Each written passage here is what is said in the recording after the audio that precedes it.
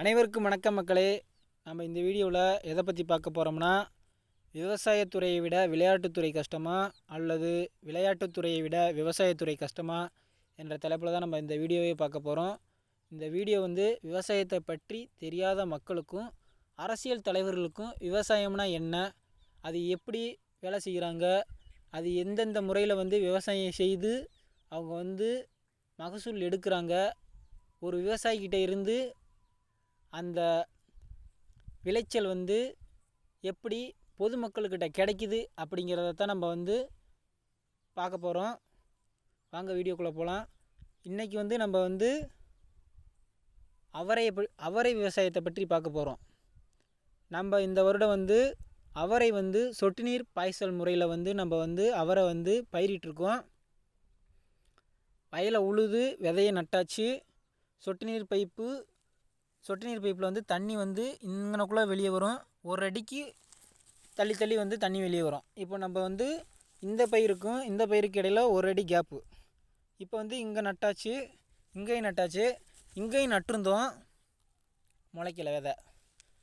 அடுத்து இங்கே நட்டிருக்கோம். இது வண்டு எறும்பு இதெல்லாம் கடிச்சிருச்சு. இங்கனக்குள்ளே முளைச்சது கடிச்சிருச்சு. இன்னும் இந்த பயிர் எப்படின்னா கஷ்டப்பட்டு இந்த பயிர் வளரணும். அதையும் வளர்கிறதையும் புழு கடித்தாலும் கடிக்கும், வண்டு கடித்தாலும் கடிக்கும். இது இன்னும் கஷ்டப்பட்டு வளரணும். இங்கே முளைச்சிருக்கு. இப்போ இப்படி நட்டாச்சு. இதுக்கு மேலே நான் என்ன பண்ணணும்னா, வாழை நார் இல்லைன்னா நூலில் இந்த கொடியை நம்ம பந்தலில் மேலே ஏற்றணும். தெரியுதுங்களா பந்தல்? இந்த பந்தலை நம்ம மேலே ஏற்றணும். நம்ம காலில் தான் அவரை பந்தல் போட்டிருக்கோம், சரிங்களா?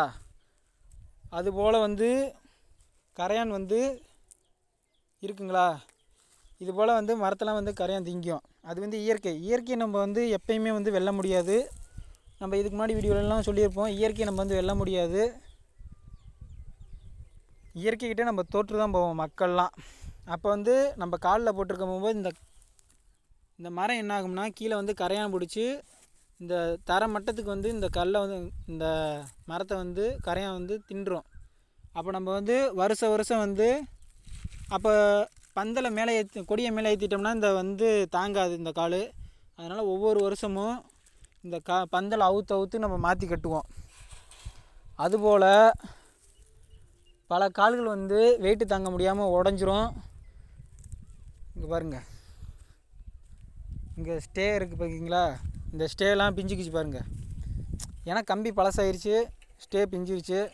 விவசாயத்துலேயும் கஷ்டம் இருக்குது, சரிங்களா? எல்லா துறையிலையும் கஷ்டம் இருக்குது. அந்தந்த தொழில் செய்கிறவங்களுக்கு தான் அதை பற்றி தெரியும். ஆனால் விவசாயத்துறையை பற்றி பல பேர் மதிப்பாக பேசுனாங்க. இப்போ அந்த மதிப்பு குறைஞ்சிக்கிட்டே வருது. விவசாயிகள் இருந்தால் தான் அந்த விவசாயிகளை பற்றி குறை பேசுகிறவங்களும் உயிர் வாழ முடியும் அப்படிங்கிறத அவங்க புரிஞ்சுக்கணும். இதுக்கு மேலே இதை பந்தெல்லாம் இழுத்து கட்டிட்டு நம்ம வாழை நாரில் இல்லைன்னா நூலில் இந்த கொடியை மேலே ஏற்றுவோம். இப்படி ஒவ்வொரு கொடியாக மேலே ஏற்றி இது பந்தல் முழுமைக்கும் படரணும். இந்த கொடி இடையில கேப் இல்லாமல் பந்தல் முழுமைக்கும் படர்ற அளவுக்கு நம்ம கொடியெல்லாம் எடுத்து வச்சு கட்டணும், சரிங்களா? இப்படி அண்ணாந்து கட்டணும். கழுத்து வலிக்கும், தலை வலிக்கும், வெயில் அடிக்கும், எல்லாமே இருக்குது. விவசாயத்துலேயும் கஷ்டம் இருக்குது.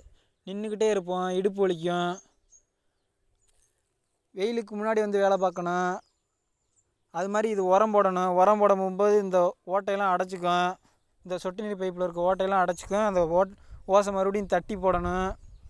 நிறையா வேலை இருக்குது. இதுக்கு மருந்து அடிக்கணும், களை வெட்டணும், கொடி எடுத்து வச்சு கட்டணும். அதுக்கப்புறம் மகசூல் எடுத்துகிட்டு போய் நம்ம மார்க்கெட்டுக்கு கொண்டு போனோம்னா அங்கே விவசாயிகள் விளை வைக்கிறதில்ல. ஒரு இடைத்தரகர் தான் பொதுமக்களுக்கும் பாதகம் இல்லாமல் விவசாயிகளுக்கும் பாதகம் இல்லாமல் அவங்க ஒரு விலையை நிர்ணயம் பண்ணி விவசாயிகளுக்கு கொடுக்குறாங்க. அதை விவசாயிகள் மறுக்காமல் வாங்கிட்டு வராங்க. அப்படி வாங்கிட்டு வரனால தான் விவசாயிகள் நஷ்டமடைகிறாங்க. அதே விவசாயிகள் அந்த விளைஞ்ச விளைச்சலுக்கு விவசாயிகள் விளை வச்சாங்கன்னா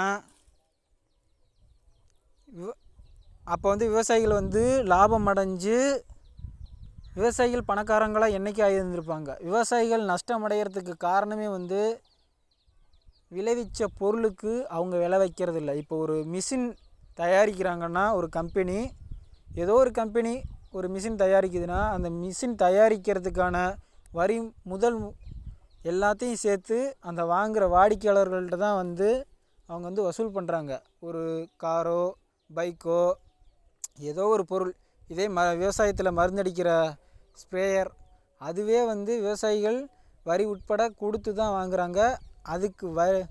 அதுக்கு வந்து விலை வந்து யார் வைக்கிறாங்கன்னா அந்த கம்பெனி வைக்குது. ஆனால் இந்த விளைச்சலை உண்டாக்குற விவசாயிகள் அதுக்கு விலை வைக்கிறதே இல்லை.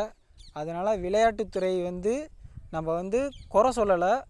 விளையாட்டுத்துறையும் வேணும், விவசாயமும் வேணும். ஆனால் விளையாட்டுத்துறையை விட விவசாயம் வந்து கஷ்டம்தான். சரிங்களா? விளையாட்டுத்துறை தான் ரெண்டாவது, விவசாயம் ஃபஸ்ட்டு. எல்லா துறையை விட விவசாயத்துறை மட்டும்தான் ஃபஸ்ட்டு. ஏன்னா விவசாயம் இருந்தால் தான் மற்ற எந்த துறையும் செயல்படுறதுக்கு ஆட்கள் இருப்பாங்க. சரிங்களா? விவசாயிகள் கஷ்டப்பட்டு விவசாயம் செய்கிறனால தான் மற்ற மக்கள் வந்து உயிர் வாழ்கிறாங்க. அதை வந்து இந்த குறை சொல்கிறவங்கல்ல, குறைன்னு சொல்ல முடியாது, குறைத்து மதிப்பிடுறாங்க. விவசாயத்துறையை குறைத்து மதிப்பிடுறாங்க. அந்தந்த துறையை பற்றி அந்தந்த துறையில் இருக்கவங்களுக்கு மட்டும்தான் தெரியும். அதனால் விவசாயத்தை யாரும் வந்து குறைத்து மதிப்பிட வேண்டாம் அப்படிங்கிறது தான் இந்த காணொலியில் நம்ம வந்து பார்க்க போகிறோம்.